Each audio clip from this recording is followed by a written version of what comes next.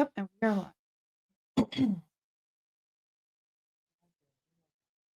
Should be on my. Yep. Facebook. Hello, everyone. That all this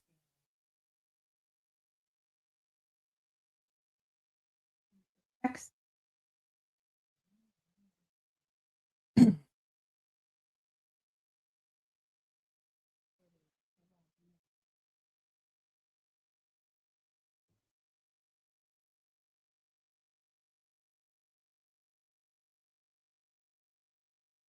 Happy hour here. Hey, everyone. It's been a little while since we've had a happy hour. Cheers. Cheers. A good old Malbec. It's been a little while. Give us a minute. We're sharing all of the. Join in. You know the trick. Those of you who have followed us know how it is. Go live for just jump on. Y'all can share it as well. Lots of facts, information, data center, all of that. Yes. Much needed conversation. But while we're waiting, would you guys like to know what the debt currently is? This is my Thomas Massey debt class. 39 trillion. All right, Tammy's just sharing the post. Allergic to the whole state of Michigan. I just got off of a plane and I have been clearing my. It's Michigan. Yeah. I'm allergic to the state. Pretty and much. all the tyranny here.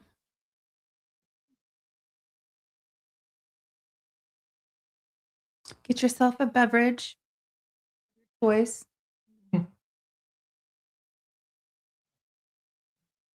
Okay, so for you, everyone that's tuning in, most of you should know who we are. I am Kristen Megan, and this is my work wife, my colleague, Tammy Clark. And many of you know me from my whistleblowing on geoengineering 16 years ago. And then we got into the fight of defeating the POKI mandates and these mandates because those items fall into our profession. And we've been called again now to the fight to give the true risk assessment of human environmental impacts related to AI data centers and these solar farms or industrial solar sites. So I'll tell you, my background is 24 years. I've been a senior industrial hygienist and an environmental specialist. Basically, it's occupational environmental toxicology. And a lot of times our people who don't like us say, oh, they have their hand in everything. Well, our people who don't like us. People are haters. Who have a hard time with the facts. Yeah, but the thing is that our profession has so many subdisciplines. We have to basically know everything that can impact the human body in an industrial setting and how it impacts community environmental health. That means environmental health, like a whole community, public health, and also like the flora, the fauna, the waterways. And when we started seeing the huge influx, we had to once again get into this fight. So you want to give a little bit about your background? Yeah, so I'm also an industrial hygienist, work in the fields of occupational and environmental health and safety. So our career fields are very similar. I have worked in the private industry. Kristen has worked in the military space and in the private industry. So we have a lot of crossover in the work that we do. But like Kristen said, there's a lot of disciplines in our fields. And this is why some people have said, oh, they're outside of their lane. They're talking about things they don't know what they're talking about. They think they're experts in everything. And people don't understand there are 18 disciplines in our field. This is a very diverse field. So what our profession involves is anticipating, recognizing, evaluating, and controlling hazards. And that has to do with the occupational setting, with community health, public health, basically environmental issues, anything that could create a hazard to people, plants, animals, or the environment. It's our job to recognize those things, evaluate, and then control through the best appropriate control measures that do not create a greater hazard. It's our job then to implement those things to keep the public and the workplace safe and also our environment. So yes, there's a wide array or variety of things that our profession touches. It's not just safety, slips, trips, falls in the workplace. There's so much more than that. As an industrial hygienist and an occupational and environmental professional. And that's where Kristen and I are different than a lot of what most people know as safety professionals. Yes, that's part of what we do, Like, but we're not just safety Yeah. people. So that's where we are a little bit different than most, I would say most people in our career fields, wouldn't you? Because we have done it all. And so that's why when we got involved in this fight, people started saying, oh, now they're experts in this. Yep, we are, because it touches environmental and human health. that's a lot. It is a lot. And actually understanding like routes of entry of exposure. So routes of entry of exposure. So what you inhale, ingest, contact hazards, ocular hazards, radiological hazards, laser issues, Noise, ergonomics. hazardous noise, Yeah. fetal protection. Because if you have an expectant mother in an occupational setting where processes and tasks that she's performing could hinder fetal development or be absorbed into the breast milk, like when I was in the Air Force, jet fuel can be absorbed into the breast milk. These people have to be reassigned. So I know a lot about fetal health and protection. And to some people, they're like, really? Now you're an OB? No. But I'm telling you right now, and maybe someone watching who's been through this, if you're an expectant mother in a kind of a wrench turning workforce, you know that you've had to talk to your provider about talking to your workplace, occupational safety and health, doctors, and people like us, we're exposure scientists because we have to protect. And we are the job that nobody knows we do until shit hits the fan. Yeah. So, Right. we have been fighting. There is a difference, by the way, between the AI data centers and the solar farms. And we maybe like a month and a half ago, we testified in a committee, an oversight committee Mhm. in our Michigan state legislature. Ironically, it was the first time we were asked to speak in our own state legislative body, even though we've been around the country. But I think we should start out with the solar issue because a lot of people, we can get into that, know about the data centers, but they think like the solar, I don't even like call them solar farms. They're industrial solar sites. They're not farms. No, like They're an industrial complex built on a farm, a former farm site. so recently, I'll just tell you a little story. I know you would have been there, but Tammy has property in Florida and in Michigan, and she was in Florida at the time. There are proposed, I think it's 1,400 acres in my area of Ottawa County, Michigan. And I was like, really? The fight's in my backyard now. I'm 3 miles from Mhm. this proposed giant industrial site with solar. And I'm super triggered by gaslighting. And sitting in this meeting from this company, RWE, totally gaslit the community. And for those that came to speak, I listened to them say, this will increase your property value. I listened to them say that beyond the fence, by the way, is just like a chain link fence, like barbed wire, some of them, that beyond the fence, it's only 55 dB, but they're not saying dBA. Like which weighted average are we talking about? A weighted, B weighted? So here's what we have to first address is these people are lying to the stakeholders, selling this as a great money-making opportunity with very minimal human and environmental impacts. First of all, it's not a health issue, but it's not going to raise your property values. Secondly, when you are talking about 85 dBA of noise, noise is unwanted sound, okay? The problem is you have the EMF technology, and that causes the panels and the casings and the equipment to vibrate. That vibration causes low frequency noise. When you're adding noise with vibration, then you get into a situation where you're having physical and physiological impacts, and it's almost like a form of torture. So when you constantly have low frequency noise around the clock, this can impede for children the development, the frontal lobe development, their concentration, their ability to have deductive reasoning, to read and comprehend. It affects them. And children are not just little adults, they are still growing. So their nervous system is on high alert. This will also cause sleep disruption. And for pregnant women, same thing. It can raise cortisol levels. It can increased stress. And when you are stressed out as the expectant mother, that then cascades onto the fetal development, and it can raise maternal fetal heart rate, both the mother and the fetus.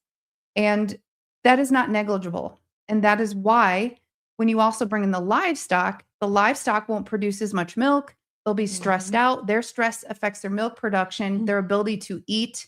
And if they're not eating, then they're not producing what you need for sale of cattle and for the milk production. There's so many other issues, but I'm just giving you an example of these solar sites and how the lies on face value it's just gaslighting. Not to mention that some of these solar panels, some of them contain what we know as OSHA expanded standards. That's cadmium, lead.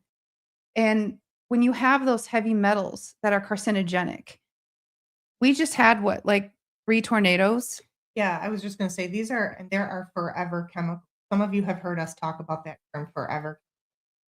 Going back to our work in Palestine, Ohio, those of you who have followed, heard those terms. Well, we're talking about chemicals that once they are leached into the soil, unless there's millions and millions of dollars in mitigation, those chemicals are in that soil and impact that land to the point that food for human consumption can never again be planted on land unless there has been millions of dollars in mitigation. And who's going to do this once these tornadoes come through Michigan, North Carolina, Ohio, destroy and shatter the glass? Now all these, who's going to be responsible for the decommissioning of that and turning that property back into farmland? These companies are not going to do that. So what's happening, what we're concerned about, beyond just what Kristen listed, the negative human health impacts that they are lying to you about and gaslighting you about when you question. We know from our profession, from having to do studies, noise asymmetry testing, evaluation, measuring. Listen, we use calibrated instruments to determine. And so we follow very carefully what the required decibel levels are.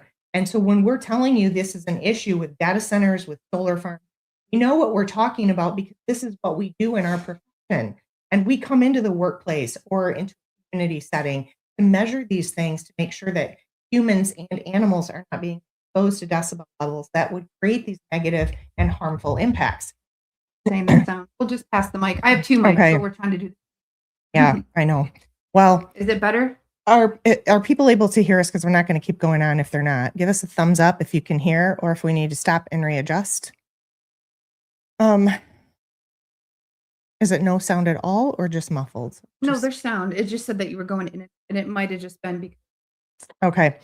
So one of the things I want to point out too, like Kristen said, is when they say, okay, the decibel levels beyond this chain link fence are negligible or they're not there. It's like, think back to the COVID days when we put up the plexiglass and everybody said, okay, we're going to put up this piece of plexiglass because that will protect you from this virus because, you know, we don't pass go. We stop at the plexiglass. The virus isn't going to go up or around or underneath. The most ridiculous, stupid supposed control measures that were put into place were not actually control measures and they did nothing. That's what we're talking about here and what they're lying to you guys about. So we wanted to come on as professionals in the fields of human and environmental health and kind of cover some of this stuff and give you the facts that you're not being given by these lobbyists and the data center execs and the solar farm execs that are paid to push these products. And listen, let's get real. This is a bubble waiting to burst. This AI bubble, this AI race right now, and the data centers and these solar farms, they're funded right now with billions of dollars of government money from the previous administration, former bills that were passed going back to 2022 and 2023 that are still there, and the money is still there. But I'm telling you, this is a dying industry. This bubble is going to burst. So we wanted you guys working with your townships, your zoning boards, your planning boards, and your county commissions and your city councils to understand we don't want to rush into this at warp speed. Now, the developers do because they're getting a ton of money to do this. And so they're going to tell you whatever it takes working with your community development organizations here in West Michigan, like The Right Place. And there's others, regional, corporate development, regional development, utility companies. They're going to tell you whatever it takes to get that done. They're going to make backroom deals, sign NDAs, which is what has been going on, to get this done fast before the money runs out, because it's not going to be renewed under the Trump administration. So that's why Kristen and I wanted to provide you with the facts and encourage you guys to put these moratoriums in and slow your roll. Whoa, whoa, whoa. What are we doing here? Because in a year from now, this money is going to be dried up. They're not going to be running at this like they are right now. But by the time these things are built, there's going to be permanent negative human and environmental impacts that are not going to be undone. There's going to be nobody left. These solar companies are going to be bankrupt, and there's going to be nobody left to decommission and restore this land back to its original agricultural use. And once we destroy that, guys, it's gone. You can't turn it back into farmland again, because you have permanently ruined the soil, and you can never grow food for human consumption on it again. So you need to understand this and the importance of it. And that's where these boards need to take a hard look at this and just slow their roll. Yeah, so we're just going to pass the mic back because I think I put it on and I could hear it in my AirPod. So I want to touch on that because when I went to this meeting with RWE, it was so funny because they actually said, and after we're gone, let's say the contract dies, after we're gone, you can totally reuse the space for farming. And I was like, What? no, you have soil erosion, soil compaction. And if you don't understand soil compaction, I look like one of the dinosaurs off Jurassic Park. My hair's driving me nuts. Anyway. Well, I just got off an airplane and I've been traveling all day. I don't think you guys have ever seen me in a ball cap, but here I am. I know, and she's super tan. But I thought to myself, if they will lie about the most easily debunkable information, what are they hiding? And when you just think about once they're put in, the impact of the communities, what about the construction phase? Because what they're not telling these farmers is they can't farm during construction, which is about a year, sometimes 2 years. So the profit that these farmers would turn normally, the food or the dairy products that the community has been relying on from them, is at a standstill. And if you've been paying attention, our farmers across this country are going bankrupt. I just saw a stat the other day that said we have a 46% decrease in the farming. Our farming industry is such a giant backbone of this country and our way of life. And especially in this fight to be healthier and be cleaner under MAHA, it blows my mind that we're actually retarding the process, which means to slow or delay, of actually being able to have clean food. And I'm telling you, if you guys heard the presentation that I went to, they had the ability to submit questions. They never addressed 98% of the questions. And here's the thing, there's some arguments that some of these solar panels don't always have chrome and lead. The problem is, even if it's more of a silica type setup, in the components that things are soldered together and they're connected and you still have lead.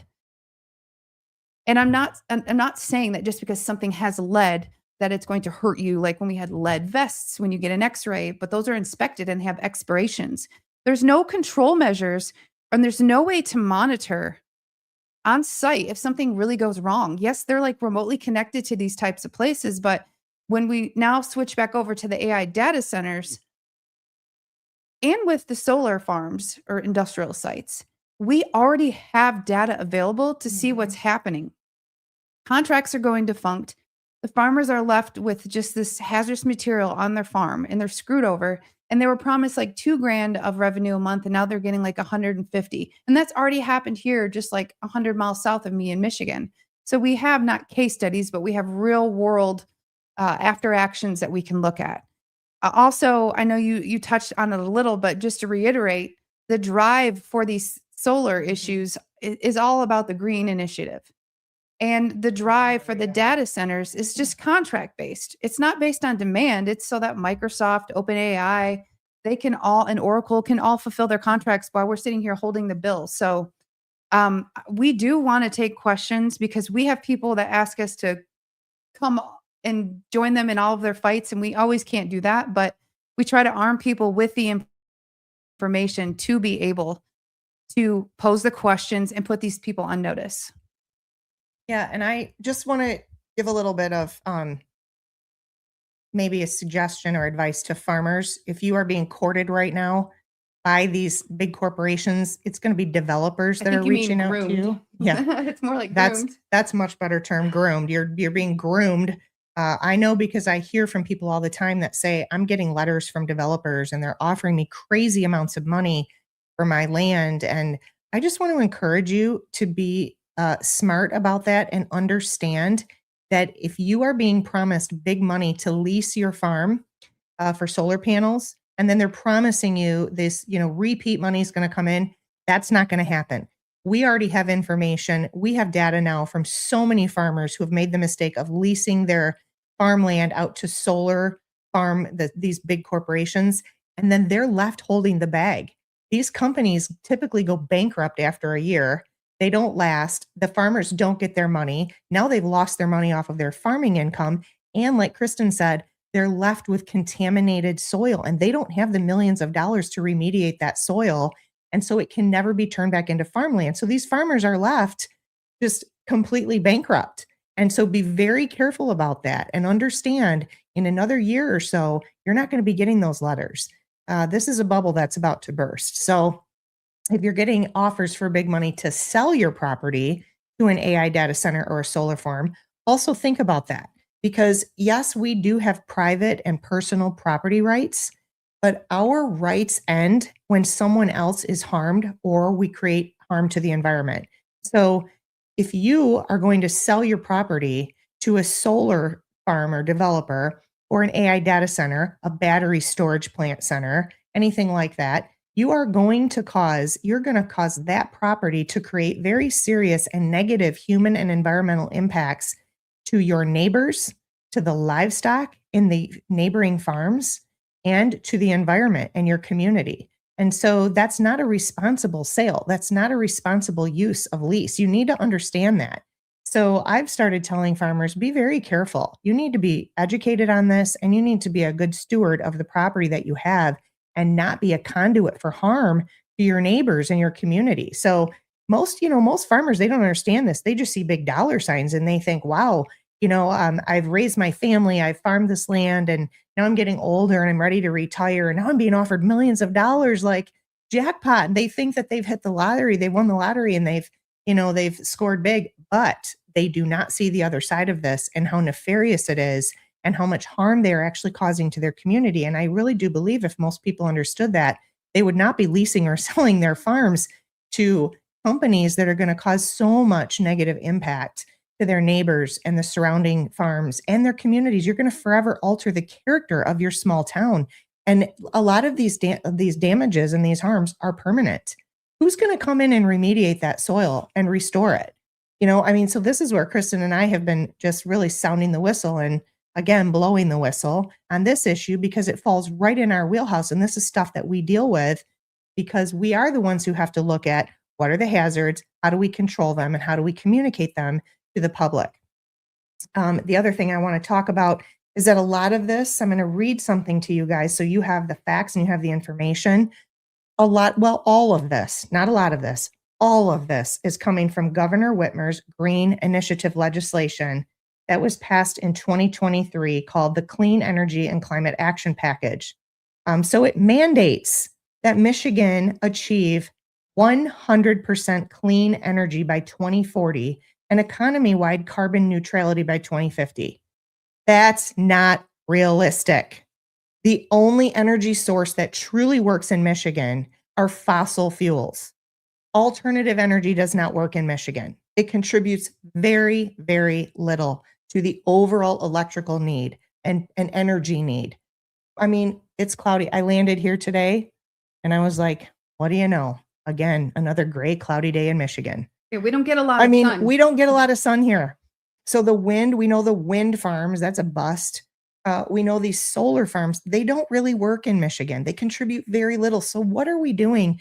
Creating these very negative human and environmental impacts, many of them permanent, for the little amount of energy that we actually contribute to the needs, the overall needs.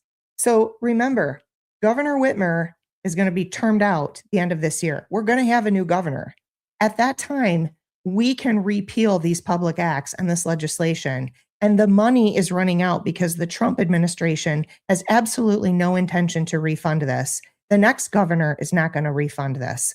So that's where I'm saying we need to put a moratorium on these data centers. We need to put a moratorium on these solar farms, and we need to hit the pause button and create a task force of people like Kristen and I, environmental engineers, environmental health specialists, who can help to educate our legislators and our elected officials at the local levels all the way to the state level and even the federal level and President Trump and his administration, so that we do not do something that we look back and think, what in the world did we do? Because we didn't do it with strategy and with intent. We can achieve some of these outputs that we're looking to achieve, but we have to be very strategic about it. And so that's really what we wanted to come on here and talk to you guys about and provide you with this information. So I want to add something real quick when you talked about the private property rights, is that, trust me, I'm very pro individual liberty. However, most places have noise ordinances. Remember, noise is unwanted sound. So I would tell people, look at your local, depending, some people are in cities, some people are in townships, look into your community guidelines and rules for noise ordinances and propose it.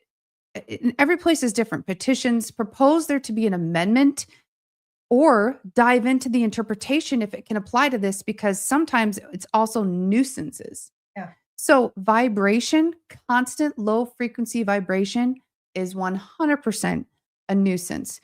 And when we talk about sound, again, think about how, I don't know, my youngest daughter is 10, and I always get her little like Jawbone earbuds and different things. And whenever you buy sound like muffs or earplugs, whatever, for children, you will see that there's always a lower threshold. Like it stops right at 85 dBA. Like you can't go over it. And it's because the cilia, everything that is happening with the development of the inner ear and with sound and how it handles sound, it's still developing.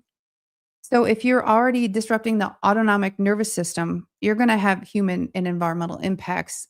And when I say environmental, I don't always mean outside. It means like your environment. But sound, you have something called tonal sound. Then you have like intermittent sounds. Constant tonal sounds, again, at the low frequency. If you live next to one, or you know someone who, they will attest to this. You guys think maybe we're just like being Chicken Little. No, it's bad. And this is why it's actually a form of torture in the military. Sleep deprivation and low frequency vibration and noise. And this gentleman, that's all I can call him on this live, said, it's like a hum, like you're standing by your microwave. Well, I don't know about you, but my microwave doesn't sit near my head at night. I don't hear it when I'm trying to sleep. I don't hear it. It's not running 24/7. And it's kind of reminiscent of like the TSA officers trying to tell me that their scanners are just like a microwave. So it's like constant false data and propaganda that is shared to lessen the true impact of people knowing the hazards before them. Also, like you said, a lot of these farmers, there was one farmer at this meeting that mentioned how, you know, his children who he thought would like take on the farm have all moved on to different professions. So this is their retirement. Well, I'm not here to Monday morning quarterback your life, but I'm pretty sure you can sell your farm to somebody who actually wants to farm, maybe not in your family, that can continue to help the community. And I don't mean in like a socialistic mindset. I'm just saying you are not helping your legacy of your family. You are not pleasing your neighbors. Your name is forever stained if you are farmers who do this, because this isn't in some giant rural area. There is houses right across the street where children are growing up. And schools. Yeah. In many of these areas, schools, they're being built. AI data centers and solar farms being cropped up right across the street from schools. And it's just insane to us because it's such a hazard. Yeah, it's a massive hazard. And oh yeah, somebody commented, rest in peace, Matt Short. Yeah, he's a friend of ours who lost his life in a house fire recently. I've got this streaming across multiple platforms, so I have different followers, excuse me. 5G radiation, yes. And that's the thing, is that When I first moved back to Michigan from the Chicago area, one of the things I was fighting was them putting the 5G towers up like right near schools. And I know this. I did studies on what EMF and RF does, and it Mhm. actually can cause suicidal ideation and cause mental health issues because it has not just physical, but physiological impacts on the human body. And a lot of people don't understand hazards that they can't see. And radiation, of course, radiation and aerosols, infectious aerosols, Oh my gosh, are we're things right, are right things back that to that again. I have like PTSD from the Yeah. fight. But I just want to see if there's any questions because I think so. I'll put this up since you don't have your readers on. No, I do. Okay, I think Frenchtown Township in Monroe County will have a public hearing Mhm. held by the Planning Commission meeting on April 1st at 7 p.m. to consider data center I've moratorium. heard about Southeast Michigan is getting quite a few of the data centers. Just recently, we're at a solar farm. Got pulled that one. Initially, we started this fight with the battery storage rapid that we had to see that and expose the eyes very serious that. So we won that fight. There's still some stuff going on. They're not putting that battery critical waterway that's then the data center. But guys, if we're talking about data center, talk to anybody in cybersecurity technology. They'll tell you this AI bubble is going.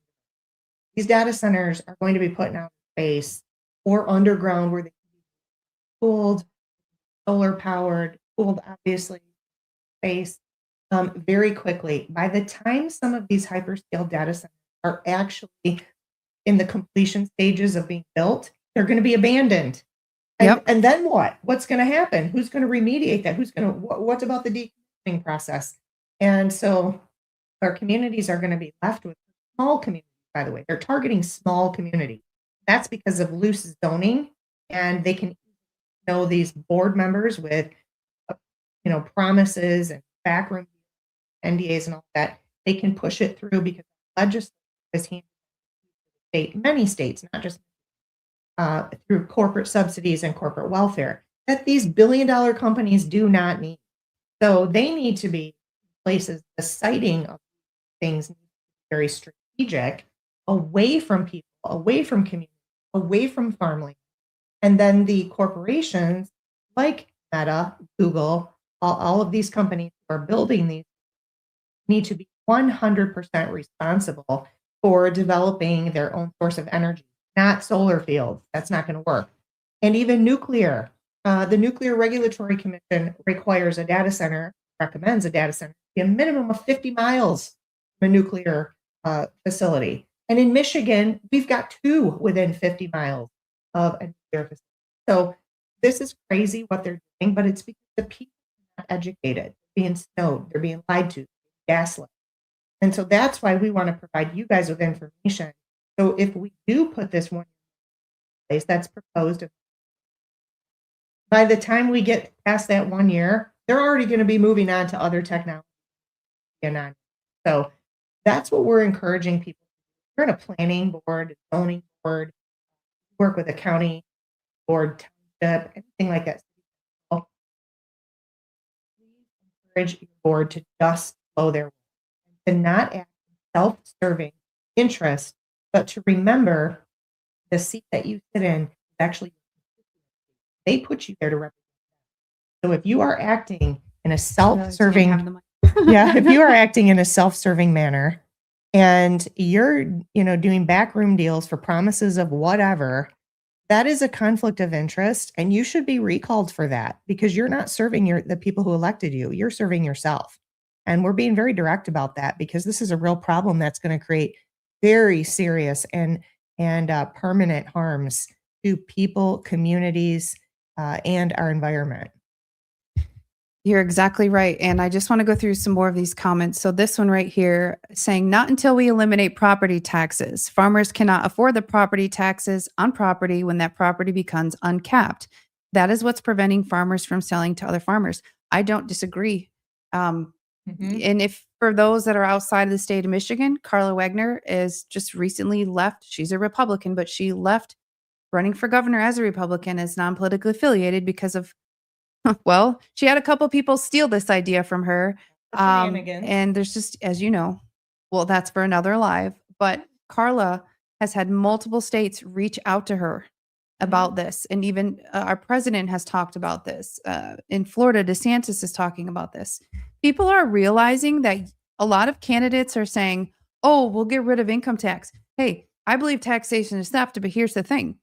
The seniors and the farmers, they're impacted by property taxes. When you are living on retired income like Social Security, you're not caring as much about income tax as you are your property taxes. And then your county just decides that your property is worth more. And then your neighbors go and vote on millages. I think there's nothing more asshole and tyrannical than voting to raise your neighbor's property taxes, especially if you don't own that home. If you're a renter, in my opinion, if you're a renter of a home, apartment, condo, or another thing that's not you and you're a renter, you should not have a say in this. And I'm not knocking you, but I'm tired of people who have no stake in the game raising taxes.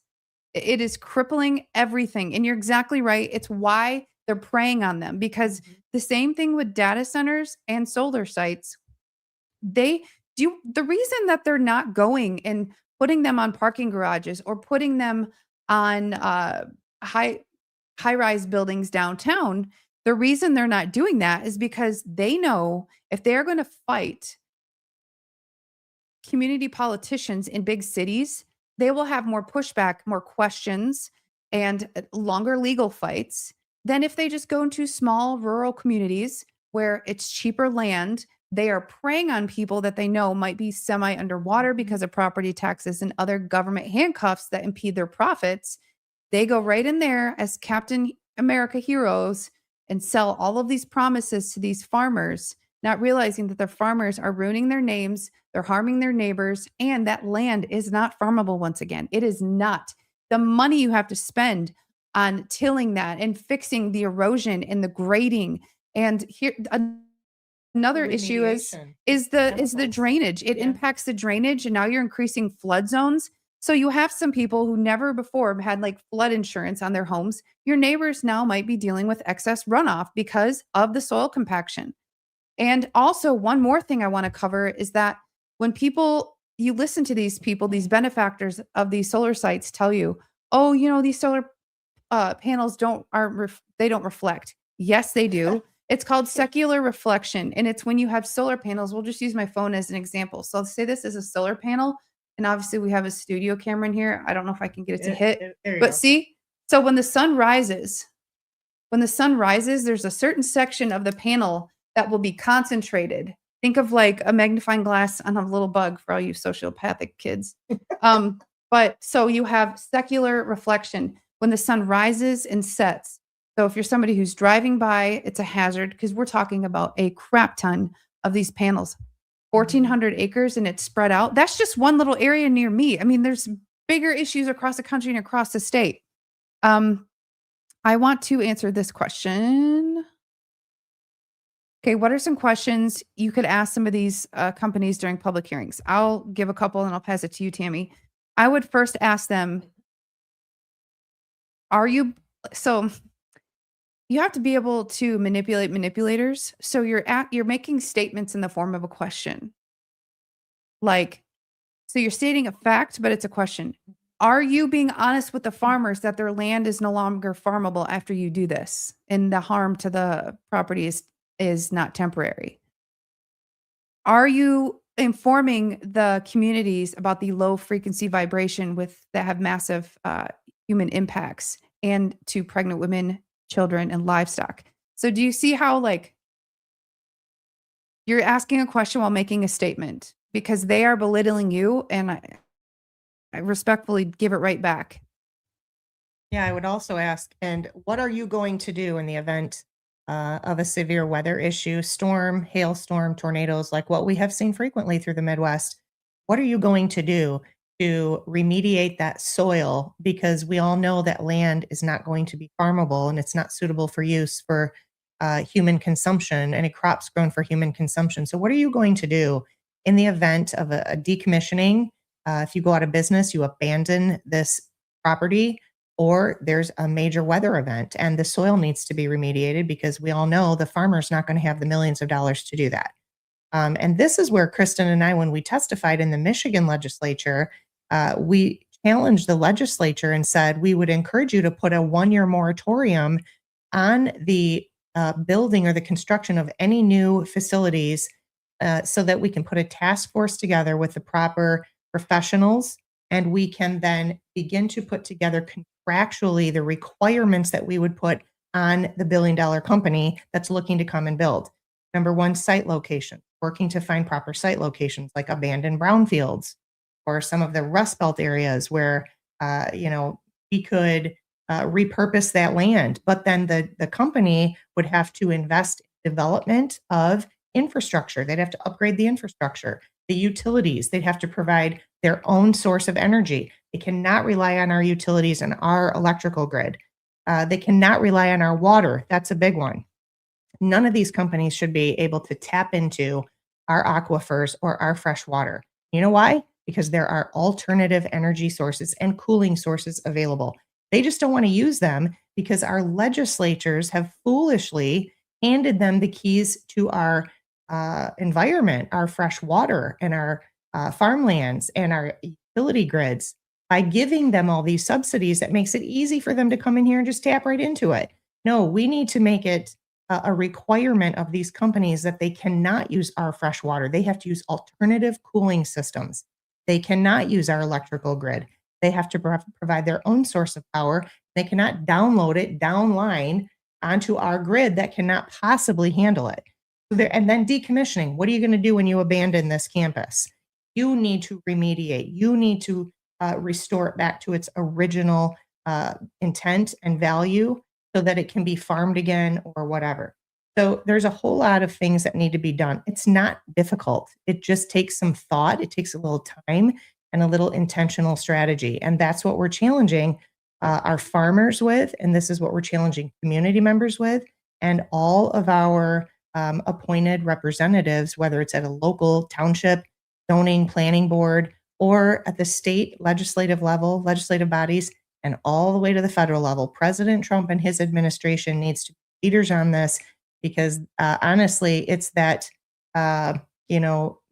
just throw the mud at the walls and see what sticks approach that has caused this. Mhm. This is why everybody's just rushing headfirst into this. And it's really an inappropriate and irresponsible approach. And we're going to create so many problems by this that we're just challenging everybody from the local levels all the way to the federal level. Slow your roll. Let's get this right. And this question right here from Katie, can you explain more on radiation risk to data centers, if any, and how many miles do you have to be away from a data center to avoid the majority of the health hazards? So this is one of those things where anytime we are doing a health risk assessment, nothing is one size fits all. So let's go back a little bit, because this is one thing that AI data centers and solar farms have in common. And that is that low level EMF, electromagnetic frequency. And that also is coupled with that low frequency noise. And together they cause a systemic issue and actually heighten. It's actually worse than being exposed to hazardous noise, because when I talk about this non-ionizing radiation, it's from the electrical equipment, because you need, for the data centers, they need substations and transformers for receiving and giving ends. And then the solar sites, they have their own, oh gosh, what are they called? Infers. Oh my gosh, I'm having Biden brain. But they have their own way that they connect to like a grid to power places. Here's the thing. There are no long-term studies on continuous exposure to EMF. We are seeing it slowly over time with the increase of above towers that are over schools and communities where people are starting to have neurodegenerative issues. Sleep disruption is the main thing, because your nervous system doesn't shut off. It's basically acting as like an immune defense. When your nervous system, that autonomic nervous system, is like when people get anxiety at night. So what I'm trying to say to you is, yes, there's non-ionizing radiation, but when you ask the distance, one thing about this low level frequency noise is that it has the ability to actually travel further through structures and through buildings. Because anytime we're talking about like radiation or noise, we usually have like barriers, like time distance shielding barriers, and as an administrative control. But this can penetrate through walls, through brick, through homes. So the distance is dependent on the surrounding area because you have acoustics, you have things that cause reverb, even the ground, how much cement you have versus gravel. So honestly, it just depends on the site, but this travels farther than you think. Yeah, and it also depends on the type of facility because we're seeing small scale facilities and hyperscale facilities. It depends on the level, the decibel level. It depends on the frequencies. What is the EMF? We have to be able to. This is what industrial hygienists do. We come in with calibrated instruments and we measure those things, and that's where we come up with the cordon distance, cordoned off certain areas, depending on weather, noise, frequencies, different, even atmospheric conditions. So it changes. Things change and fluctuate. So we can't give you a one size fits all. Because nothing in our career field is ever one size fits all. It drives us crazy when they try to put a blanket, uh, control measure in place because that never works. You have to take into consideration so many different factors, and it's very site specific a lot of times. Yeah, and one thing I want to point out as I'm No. one thing I want to point out is that when I tell you about checking into your local noise ordinances, so the noise ordinances are actually there not because they're actually worried about people having hearing loss. Like if you're blaring, you're having a house party and you're making noise at 2 a.m., they're not worried that the neighbors are just going to have hearing loss. They're actually worried about the disturbance because noise can disrupt the body, not just cause hearing loss. So when you have these ordinances in local townships or communities, they are not looking at the biological impacts. That's why I think you have to dig. This isn't just things that Kristen and Tammy are saying. This is known data. So look into, okay, 55 dBA, and then you have this low frequency vibration. Look into how EMF causes vibration of panels, which creates this. It's all in the company data. That's the best part. Now think to yourself, why hasn't your community addressed the biological impact of these things? And that's because this is all new in the past decade as far as the scale in which they're trying to push these into communities. So Tammy and I always say, like, where you have like a rule or a standard, like there's a hazard, but where there's a hazard, there's not always a rule or a standard. And that's why as technology evolves, or you have these companies preying on private communities who aren't industrial sites, they're being rezoned. They don't even have the knowledge to know to put these in.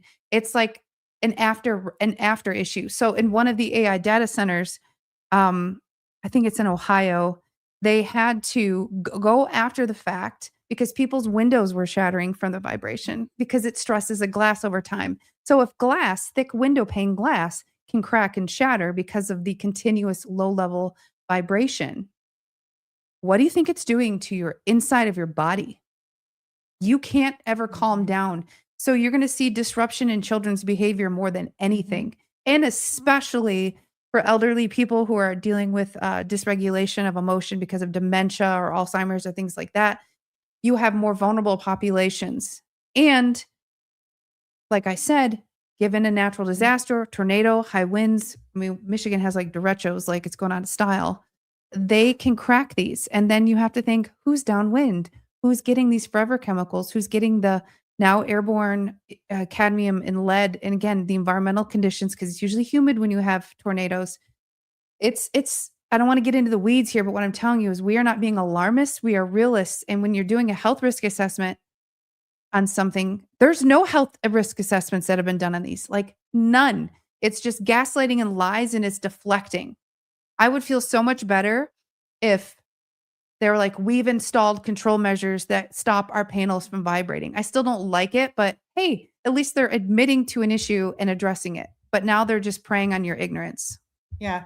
And, to wrap it up, I think, unless you want to look at a couple more questions, Nope, I think that's But- pretty much it. I think to wrap it up, what we want you guys to understand is we're not attacking farmers that have leased their land or are selling their land. We understand they are not being given the facts. It's just like COVID. We've been calling this COVID 2.0 because people are being lied to. They are intentionally misled. They're being given false information knowingly. They're being gaslit when they ask questions.